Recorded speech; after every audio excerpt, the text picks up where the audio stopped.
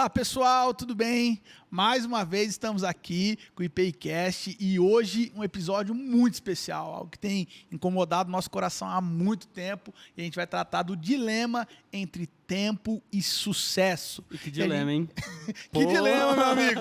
Fala tu. Pô, é um dilema muito presente, não só geracional, independente de que fase da vida você está vivendo. A gente sabe que eu enfrento isso, o Mate enfrenta isso. A gente vai falar com dois convidados especiais demais que enfrentaram e vão continuar enfrentando isso. Acho que isso não passa, né?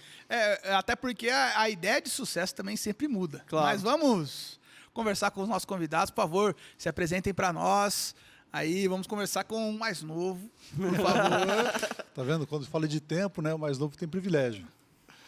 Meu nome é Alexandre Nicolau, eu estou na IPI como membro desde 99, me casei aqui na igreja em 92, tenho 3 filhas lindas, maravilhosas, uma esposa mais bonita que as 3 filhas. Deus é bom que as filhas puxaram para a esposa, não para o pai. Graças a Deus! Graças a Deus! Essa acho que era uma das orações mais recorrentes, né? Com certeza. Que os nossos filhos pareçam com as nossas esposas. Amém. Amém. Uma profecia para nós. 2 casadas e a Alessandra, que é a caçula. Eu espero que demore bastante para casar. Mas é uma família abençoada, graças a Deus. Graças a Deus. E você trabalha com o quê? Conta pra gente. Sou engenheiro civil do ramo de incorporações imobiliárias, construção de obras terceiros e incorporações imobiliárias de edificações verticais.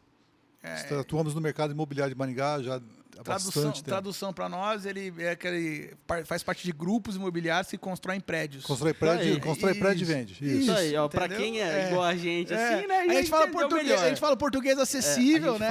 E aí, bonito. Empresário da construção civil. A galera Highline fala da galera Highline. Empresário da construção civil, pronto. Pronto. E você, por favor, se apresente para nós, Luiz. Luiz Carlos Barbosa, estou nessa igreja há praticamente 50 anos. Sou engenheiro civil também. Tive uma grata surpresa, porque não sabia que o Alexandre estaria comigo hoje. Temos uma série de histórias juntos, né? E casado, 3 filhas, 2 casadas. Tenho 3 netos. Então, atualmente já aposentado há 10 anos no serviço público. Me disseram que na época que a gente está casado e tem filho, a esposa manda em casa. Mas aí depois que os filhos crescem e eles têm filhos, os netos mandam em casa. Isso é verdade ou não? Bom, eu não sei. Lá eu vivo fazendo casinha, caminhãozinho, aviãozinho, é o dia inteiro. Acho que chegamos num consenso. Acredito que na casa do meu pai vai ser exatamente assim. Não tem como não ser. Não tem como. O pai já fala, não, cara, acelera esse processo aí que eu quero alguém aqui correndo. Eu quero alguém para montar nas minhas costas, né? Atualmente o pessoal me encontra, e daí, você está aposentado, está fazendo o quê? Não, agora minha profissão agora é ser vô. Ai, que massa. Mas não, a gente continua ainda na atividade, mas como autônomo, né? Uhum. E tem, graças a Deus, uma família bem estruturada. E Deus tem nos abençoado por esse tempo todo. Amém, amém. Vamos lá, vamos começar a nossa conversa. E aí, o que vocês têm a dizer para nós? Vocês são de uma geração diferente da nossa. A geração de vocês percorria quase uma vida toda num mesmo local de trabalho, numa mesma empresa. E a nossa geração, a cada 2, 3 anos, entra numa profunda crise vocacional. O que vocês têm a dizer para nós sobre o dilema tempo e sucesso? Como que a gente pode equilibrar isso dentro da gente? Como é que a gente pode... Quanto essa balança pode se tornar mais leve também, né? E quanto a gente pode deixar de se comparar com algumas coisas que estão acontecendo em outros lugares. Porque não é minha balança. Minha balança é uma balança. Como é que isso equilibra aí para vocês? Ou o que vocês podem dizer para nós a respeito disso? Eu acredito que depende muito de cada pessoa. Porque até aqui é um bom exemplo. Vocês foram muito felizes na escolha. Eu nunca tive muito esse tino do ponto de vista de arrojado, de estar montando coisas e buscando coisas. Dentro da minha capacidade, mas eu gostava mais de realizações, mas dentro de uma estrutura. E por isso sempre, poucas vezes tive o meu próprio negócio, mas a maioria das vezes eu trabalhei para outros. Uhum. O Alexandre começou também trabalhando na prefeitura, mas ele tinha essa condição de sitino do desejo, né? Então isso dá para mostrar muito bem que depende de cada um, não é uma fórmula em relação àquilo que deve acontecer, mas eu acho que propriamente o principal é você ter uma convicção daquilo que você quer. Eu, por exemplo, tinha o desejo de ser engenheiro mecânico, mas a gente jovem não tem muito conhecimento, e principalmente na minha época, não existia internet nem informações suficientes para que a gente pudesse ter essa condição. Uhum. E lá pelas tantas eu descobri que, como engenheiro mecânico, eu não teria nenhuma oportunidade. Você acha E que eu as fui... opções também de trabalho Trabalho, na época, exatamente. Tipo, Era um desejo de retornar, engenheiro né? mecânico, você ou você vai trabalhar na Não, Volkswagen era ou você muito vai mais ficar desempregado. difícil. E aí eu parti para a engenharia civil, porque eu tinha muito claro a questão das ciências exatas. Então, aquilo foi muito Louco, fácil. tá? Louco. Então, dessas Gente, condições... isso aqui eu não gosto é de dessa Deus, área tá? também, então. Essa coisa de Então, exatas nessa aí não é de Deus, não, tá? Louco. a gente traça um plano e você vai e faz aquilo que gosta. Eu acho que a grande chave da palavra sucesso que vocês estão falando, fora, logicamente, das convicções daquilo que nós cremos, mas é você gostar do que faz. Para mim é isso. Tempo e sucesso. Parece que eles brigam, né, uma palavra com a outra. Né? Quando a gente, no meu ramo de incorporação, a gente vê um terreno vazio e esse terreno vazio a gente enxerga um prédio pronto, famílias morando, crianças nascendo, jovens casando, tudo naquele espaço que ainda não existe, passa a existir. Tipo jogar banco imobiliário, assim. Quase igual. E quando a gente faz isso, a gente lida com o sonho das pessoas. Com certeza. Né, que é adquirir seu imóvel, ter um lugar para morar. E isso faz parte do nosso dia a dia. Uhum. Mas quando a gente fala em sucesso, a exemplo do que o Luiz falou, muitas vezes é comum se confundir sucesso do ponto de vista de realizações pessoais, em que áreas elas acontecem. Por exemplo, a pessoa ela pode ser uma pessoa de sucesso na vida empresarial, mas ela pode não ter o mesmo sucesso na sua vida familiar. E aonde está o sucesso? Por conta do tempo que ela empreendeu, ela deixou de empreender em casa. Então, quando a gente olha para a geração de vocês e a gente vê essa correria, né, que o Matheus havia falado agora há pouco, a respeito de jovens hoje que trabalharem 2 anos numa empresa, buscar outro lugar, mais 2 anos, às vezes muda de cidade porque não quer continuar ali, a gente percebe uma dificuldade de entender qual é o sonho que ela busca. E se ela não tem um sonho definido, como é que ela vai ter sucesso? Fica difícil de você ligar as duas coisas. Aí o tempo parece que passou rápido demais. E Nossa, aí nós passamos agora o aniversário de Maringá.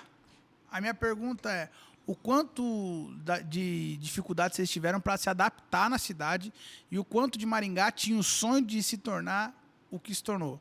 Alexandre está aqui em Maringá aí há uns 50 anos. Mais de 50 anos. só entregar também, né? O Luiz também, um pouquinho. Mas ele é mais jovem. Um pouquinho mais do que isso aí, não sei.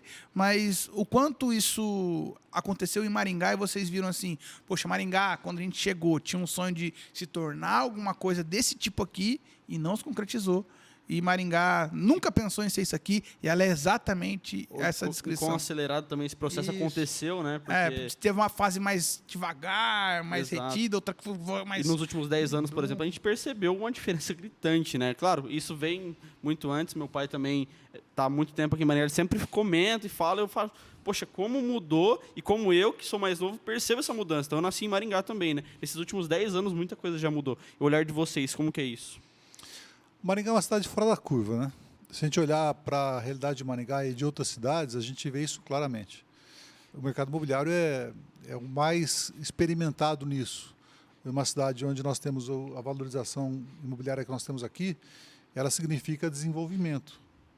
Se você tem uma cidade onde o mercado imobiliário é estagnado, ou às vezes ele volta, isso significa que a cidade está se retraindo. E Maringá não, Maringá vem crescendo a taxas bem interessantes.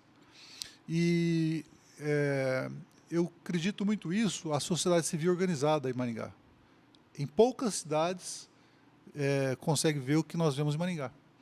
Por exemplo, nós temos em Maringá o CODEM, temos em Maringá a Assim, temos em Maringá entidades que trabalham juntas para o bem da cidade. E quando isso acontece, ganha-se uma sinergia que, novamente, a gente não conhece em outras cidades, porque a questão política é muito presente, e a disputa política também. Como Maringá tem uma sociedade civil muito organizada, a disputa política ela acaba não sendo divergente entre as gestões, porque eles acabam se comprometendo com aquilo que a sociedade civil organizada busca para a cidade. Um exemplo disso é o Master Plan. Maringá desenvolveu um Master Plan para 2047, quando fizermos 100 anos de Faremos vida, 100 anos de aniversário. de aniversário. Nosso 100º ano, nós já, a sociedade civil organizada, a gente tem o privilégio de participar disso lá através da SIM, já está desenhando, ou já planejou, está planejando, e isso está em andamento, que também vai evoluindo, né, o estudo, para quando Maringá tiver 100 anos, qual é a cidade que nós queremos ter? Qual a população nós queremos chegar? Quais são os nichos econômicos, pilares propulsores de Maringá na questão da Cara, economia? isso aí é muito legal, porque tem alguns textos bíblicos, por exemplo, o profeta Jeremias lá, quando ele vai para a Babilônia, o povo, não, os falsos profetas profetizando, não, vai durar pouco tempo, Jeremias, gente, sonha com a cidade.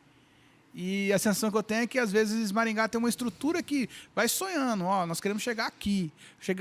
Você acha que esse planejamento, esse sonho, esse olhar para frente, ajuda a gente a não construir e fazendo puxadinho? Vocês são da construção civil, acho que vocês têm que ter um pouquinho até de raiva daquelas pessoas. Não sei direito que eu vou construir, aí vou puxando um negocinho aqui, na hora que vai ver, tem um monte de quinquilharia no quintal. Você acha que esse sonho, esse projeto bem estabelecido, isso ajuda a Maringá a prosperar e ser uma cidade... Só para você ter uma ideia, dentro do que ele falou, que é extremamente importante, a visão dos administradores, as pessoas que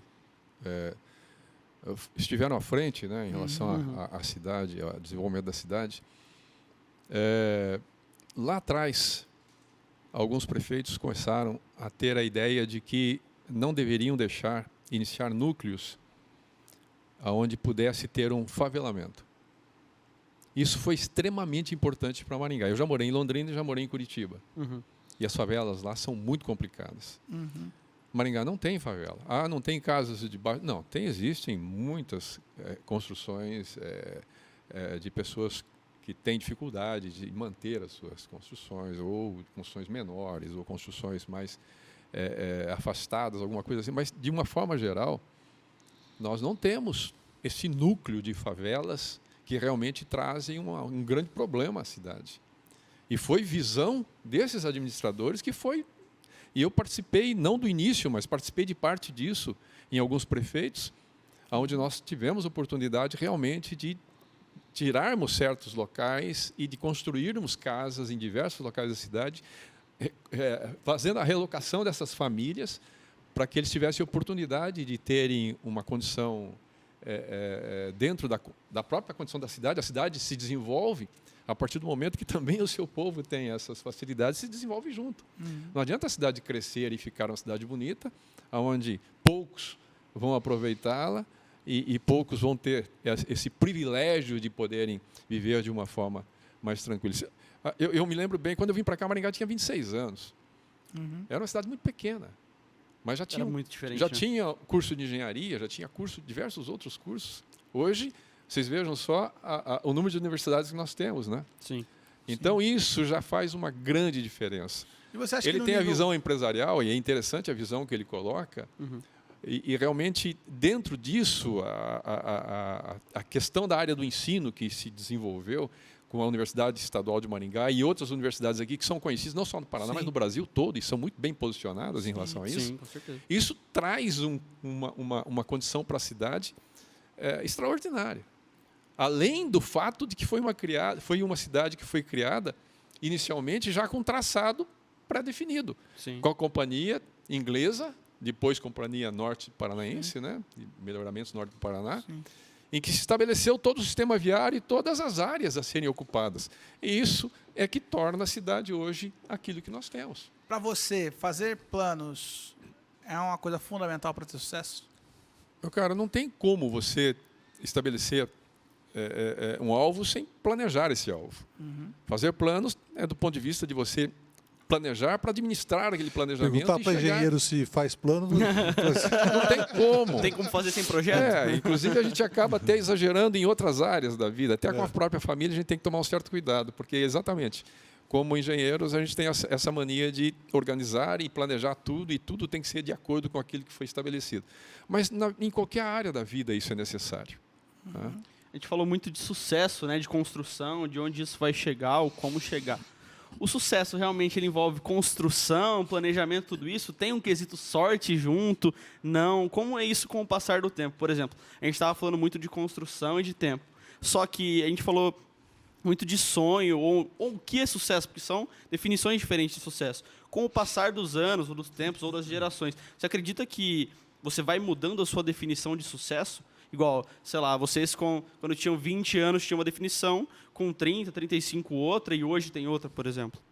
Vocês acham que isso é uma construção mesmo? Isso muda, não? Eu não tenho dúvida que o sucesso é uma construção. Porque a sorte não depende de você, acontece.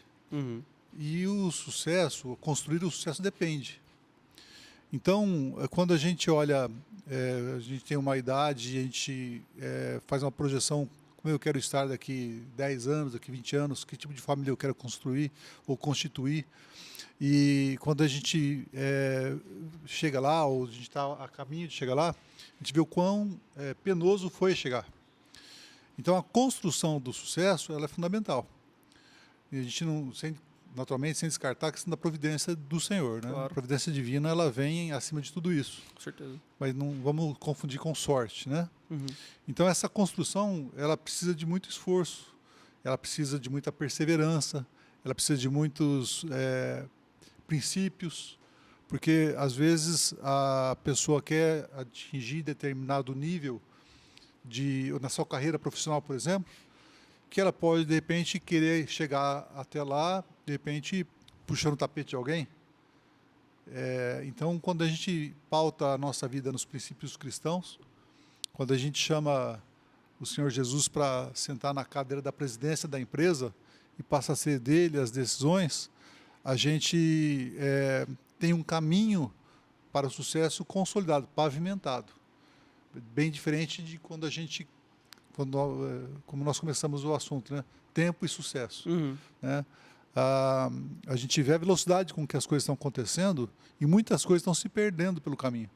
Está ficando para trás questões importantes para as nossas vidas, para a vida das nossas famílias. O tempo é fundamental para a gente aprender a lidar com alguns níveis de sucesso? Fundamental. Porque precisa ser amadurecido. A gente faz uma projeção para a nossa vida, onde eu quero chegar, mas aquilo lá, ela vai, nós falamos agora, vai amadurecendo com o tempo.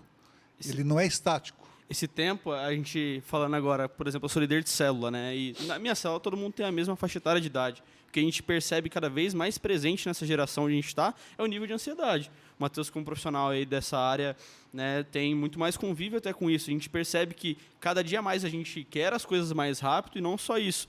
Onde a gente aprende ou vê o tempo todo em redes sociais, em internet, etc., pessoas muitas vezes até falsas na maneira de falar que conseguiram sucesso muito rápido. Alguns até conseguiram, ok, mas uns que conseguiram sucesso muito rápido, como ganhar a vida em pouco tempo, isso acaba influenciando a geração de uma maneira. Nossa, as coisas são muito fáceis, as coisas vêm muito rápido, né? Marino, assim, para nós, né, fica muito evidente isso, porque nossa geração viveu os dois lados. Sim.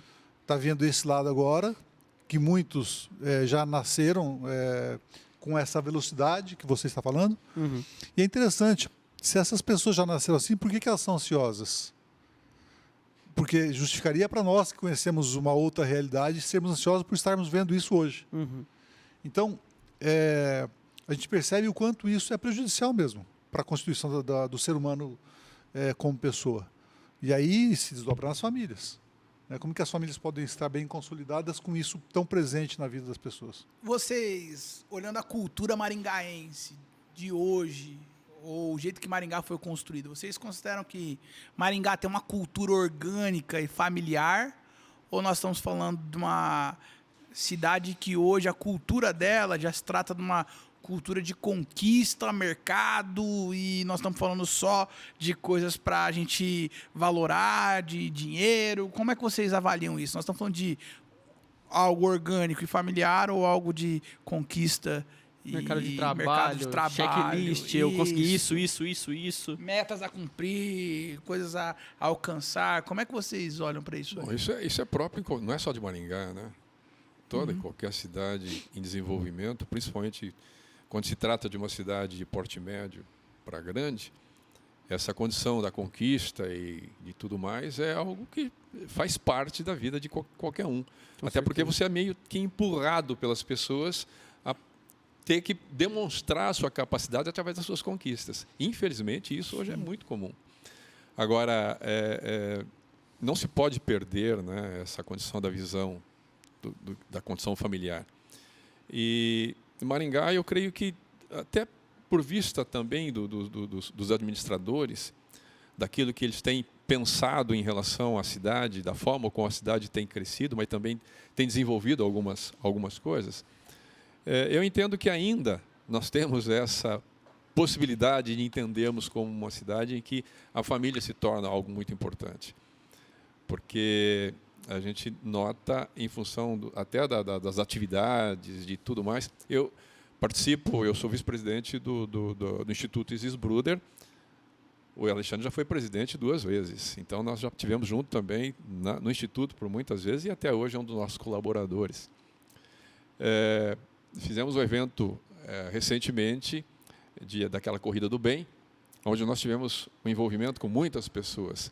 E eu estive lá presente para poder participar e tudo mais, e a gente via exatamente... Quantos quilômetros você correu, Luiz? Eu corri aproximadamente 100 metros, porque eu cheguei atrasado e tive que chegar correndo por causa do início do processo.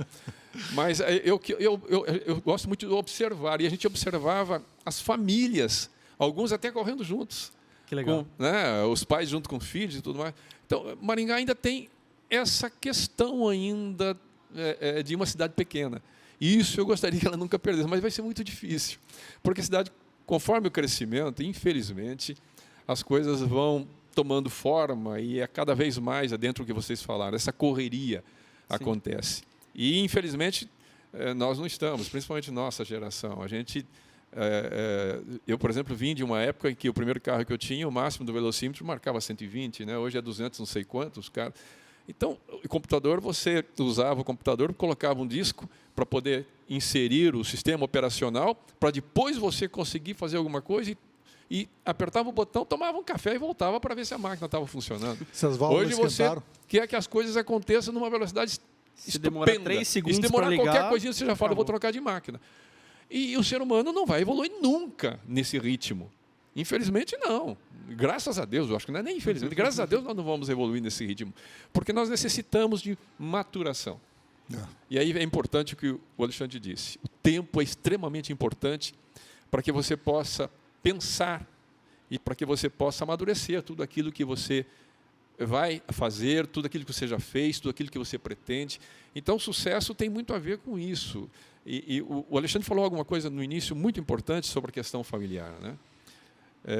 A família o primeiro sucesso que você demonstra é através da família que você constitui, onde você vê uma família bem estruturada, bem encaminhada, todo mundo envolvido realmente com Deus, com pessoas que tenham essa capacidade de transmitir aos seus filhos, aos nossos netos, essa mesma visão, essa mesma vida. Então, sem esse sucesso inicial, o restante fica um pouco sem sentido. Entendi. E como que fica para vocês daí uma consideração para essa meninada que vem vindo com um gás, que a gente está falando também de uma meninada, eu já me sinto muito aquém deles, apesar da geração próxima, né? Eu já me sinto muito aquém, eles são muito mais rápidos, eles falam de dia coisas... o abismo entre as gerações ele fica mais curto, parece. Realmente. Parece que eu converso com uma galera 5, que não é muito, 5, 7 anos mais nova, que eu já falo, meu Deus. Algum tempo atrás a geração mudava, o último que eu vi, a cada 3 anos. Cara, é muito rápido. É muito É rápido. muito rápido. E aí você para pra pensar que outros hábitos, tudo isso muda de uma geração para outra. A gente está falando hoje de gente que gosta de jogar beach tênis, mas você pensa 3 anos atrás, a molecada gostava de jogar vôlei na Praça da Car Wash. Aí você pensa alguns anos atrás, um pouquinho mais era o futebol, que a rapaziada ia. E aí o futebol já durava, já estava vindo de 10, 15 anos aí durando. Mas aí a minha pergunta para vocês é: o que vocês falam para essa molecada que tá em constante mudança? O que vocês falam para eles? Que sucesso vale a pena, na opinião de vocês, e que vocês perseguiram, e que hoje, né, desculpa a brincadeira, mas na metade para lá da vida, vocês Bem pra lá. podem... Metade para lá, não é meu caso. Vocês podem falar pra gente assim: não, esse sucesso aqui valeu a pena ter corrido atrás, e isso me orientou, me reorientou, me organizou em momentos Hoje de eu olho pra bagunça. trás e fez sentido, né? Tudo que... Isso. A decisão que eu tomei nesse dia por causa desse valor eu não mudei. Exato. Eu acredito que a melhor forma de isso ser aplacado nessa geração que está nessa velocidade, uma sugestão é conversar com os seus pais, com os seus avós. Entender como era na época deles, quais eram os valores, de que forma que as coisas aconteciam, quais foram as lutas que eles tiveram para chegar até aqui. Você, ouvindo a história deles, faria alguma coisa diferente? Daria certo hoje essa coisa diferente? Olha como é interessante, como mudou isso. Na minha geração, os filhos tinham medo de perder o amor dos pais. Eu cansava de fazer uma arte, não foram poucas, não fosse bem. E eu tinha medo de perder o amor dos meus pais. Hoje, os pais têm medo de perder o amor dos filhos. E aí a permissividade, ela entra e ela acaba contribuindo para formar jovens fracos. E isso entre as gerações fica muito evidente. Então é um exemplo, mas é um exemplo que tem desdobramentos muito importantes. Porque quando o pai fica com medo de perder o amor do filho e vira uma permissividade danosa para o desenvolvimento da criança, e do jovem, do adolescente, a gente sabe que as consequências são bem, bem difíceis de serem revertidas. Então, conversem com as pessoas mais velhas. Como era essa escala de valores na sua época? Deu certo ou deu errado? A experiência faz diferença no sucesso? Toda a diferença. Eu concordo plenamente com o Alexandre e até acrescento algo. Essa questão de hoje talvez deva ser repensada em relação aos adolescentes e jovens nessa condição da proximidade, não só de sentar para saber como era no tempo deles, mas da atenção aos idosos. E eu vivo isso já há algum tempo, tanto com os meus pais, como os pais da minha esposa. Nós já perdemos uma boa parte deles, ainda resta minha mãe, mas essa questão de você ter tempo e desejo, intenção de investir esse tempo na vida dos seus pais, dos seus avós, dos seus tios, da sua família, isso traz algo que, infelizmente, muitos jovens estão perdendo. Porque, logicamente, os mais idosos têm uma série, em função do tempo, não estamos falando isso por nossa causa, né? Claro que não. Não é. Pelo tempo e pela experiência, você acaba entendendo que isso realmente é muito importante. E muitos adolescentes e jovens hoje estão perdendo essa condição de entender que essa proximidade é benéfica, no sentido de você poder aprender a parar, até para a questão da ansiedade. Parar um pouquinho, de sentar, de ouvir, de dar atenção. Até para sentir segurança, né? Exato. Às E vezes não a galera se somente sente como tão obrigação, sozinha. não é como obrigação, mas como o desejo de saber que você vai abençoar muito. Sim. E vai ser muito mais abençoado ainda nesse sentido. Sim. Porque, gente, pela experiência própria, a gente com o tempo a gente adquire muita sabedoria. Infelizmente, nem sempre a gente usa toda ela. Mas a gente adquire isso porque a gente vê os erros que nós cometemos e a gente procura mostrar para os mais jovens, para os nossos filhos, para netos e tudo mais, para eles não passarem pelos mesmos perrengues, né? pelos mesmos problemas. E eu acho que esse tempo, se essa geração conseguisse ter essa condição de se aproximar novamente dos mais velhos, dos idosos, da sua própria família, isso vai trazer uma coisa de novo e que vai fazer muita diferença na vida dessa pessoa em relação às suas decisões futuras. Amém. É muito legal que a Bíblia fala disso, né? Quando o coração dos pais se converterem aos filhos, os filhos aos pais, uma geração abençoando outra geração. Você para pensar que Moisés, enquanto estava com a mão esticada, o povo ganhava batalhas. Quando Moisés abaixava a mão, o povo perdia. Eu gosto de pensar que eu quero ficar... É maravilhoso isso. Eu quero ficar longe ao ponto de forçar os velhos a estarem de mão estendida, mas eu não quero ficar distante o suficiente das mãos deles não me alcançarem para me puxar quando eu cometer algum erro, para me exortar. A última pergunta e última consideração que eu gostaria de ouvir de vocês. Teve algum sonho que vocês tinham na juventude, depois vocês consideraram algo patético? Alguma coisa que vocês falam assim, tipo... que eu pensava nessa época pra sonhar. Eu achei isso aqui, agora fui moço, agora sou velho. E aí, cara, mudou isso aqui. Eu achava uma loucura, achava que ia ser muito bacana pra mim, mas foi terrível. Mateus, isso fica muito evidente quando a gente olha para a nossa vida antes e depois da pandemia.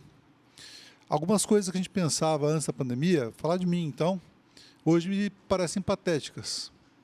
E muita gente mudou a sua escala de valores depois da pandemia.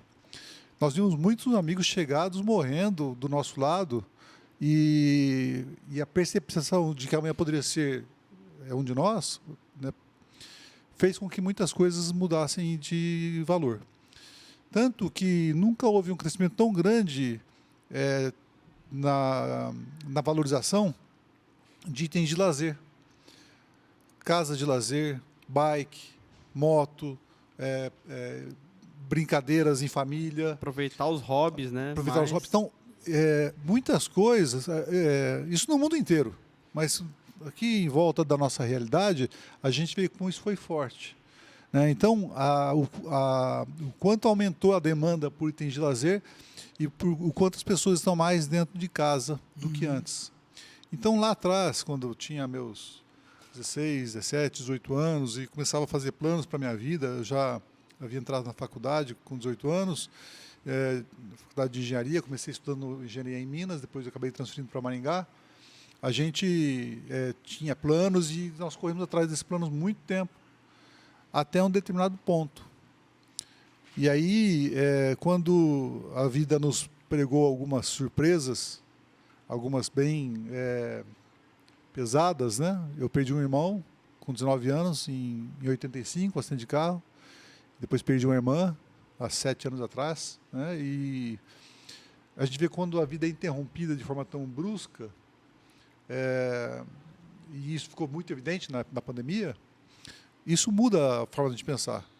E aí eu me lembro de alguns pensamentos que eu tinha lá com 17, 18 anos na faculdade, que hoje me parecem, você usou uma palavra bacana, patético mesmo. Eu vejo que estaria hoje correndo atrás do vento. Luiz. Eu nunca tive grandes sonhos, não. Eu acho que os maiores sonhos meus foram os que se realizaram. O meu grande sonho era ter uma profissão para poder manter sem a dependência dos pais, uma família e, acima de tudo, dentro do propósito de poder viver o melhor possível dentro daquilo que sempre aprendi desde pequeno em relação à minha mãe, dos princípios bíblicos.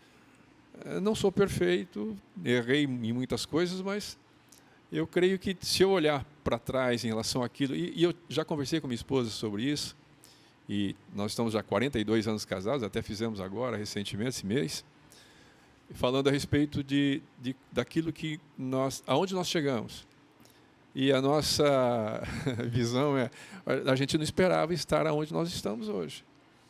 Nós nunca tivemos essa expectativa porque a gente vive no mundo capitalista, né? E a gente tem sempre a expectativa de muitas posses, de fazer isso, fazer aquilo, principalmente quando chega na idade, de ter algo assim. Então, eu, para ser sincero, não tive grandes decepções sobre os meus sonhos, porque eu nunca sonhei em excesso, não. Eu acho que eu fui um pouco bem pé no chão sobre essas coisas. Legal. Luiz falou uma coisa agora, e eu me lembrei de uma piadinha, né, você falou, não sou perfeito, né? Nenhum de nós é perfeito. Lá vem, né? Mas tem uma máxima da engenharia que fala assim, eu não sou perfeito, mas sou engenheiro, que é quase a mesma coisa. Gente, nós aqui do IPCast queremos agradecer vocês. Muito obrigado. Muito obrigado pela presença de vocês, Privilégio pelos estarmos com conselhos, pela partilha. Muito obrigado você que assistiu nosso podcast com a gente. Ajude a gente, comenta, compartilha, curte, manda pra todo mundo. Todo mundo. Mano, muito feliz e Bom demais. assim, carregado com muita Com coisa no certeza, coração com aqui, certeza. coisa boa. Obrigado e Obrigado, até a Luiz. próxima vez aí. Eu agradeço pelo Estamos à convite, disposição foi uma juntos. experiência realmente interessante, foi muito bom. Que legal. Legal. Privilégio estar com vocês. Valeu. Até mais com vocês. então. Tchau, tchau. Tchau, tchau.